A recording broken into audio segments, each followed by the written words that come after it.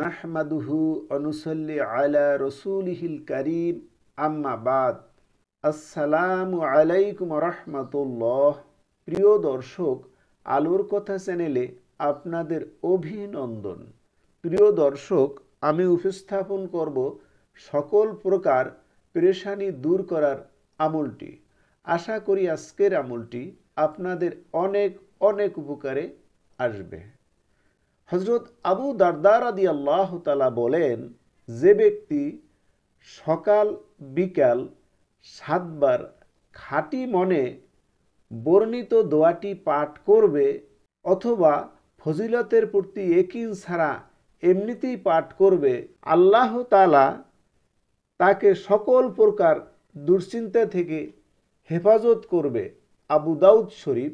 দোয়াটি হচ্ছে হাসবিয়াল্লাহু লা ইলাহা ইল্লাহু আলাইহি তাওয়াক্কালতু ওয়া হুয়া রব্বুল আরশিল আযীম।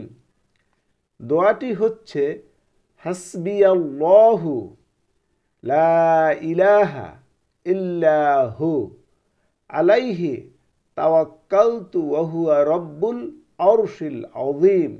অর্থ, আল্লাহই আমার জন্য যথেষ্ট, তিনি ছাড়া আর কোনো মাবুদ নেই, আমি তারই উপর ভরসা করি এবং তিনি মহান আরশের অধিপতি।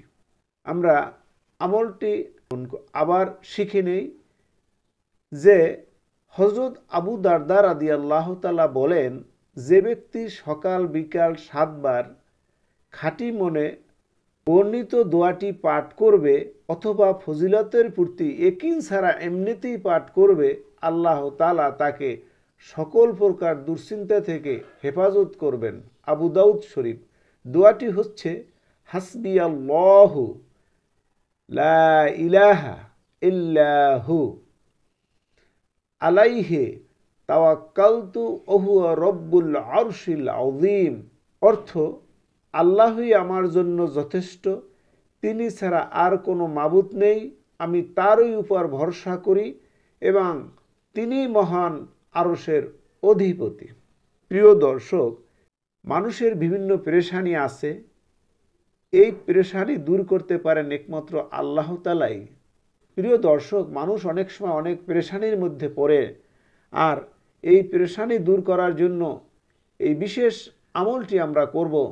প্রিয় দর্শক, আমরা আমলের বিভিন্ন ভিডিওগুলো আমাদের চ্যানেলে আপলোড করে থাকি, তাই আপনি যদি আমাদের চ্যানেলে নতুন হয়ে থাকেন তাহলে অনুগ্রহপূর্বক আমাদের চ্যানেলটি সাবস্ক্রাইব করুন ও আমাদের ভিডিওগুলো লাইক, শেয়ার ও কমেন্ট দিয়ে আমাদের পাশেই থাকুন।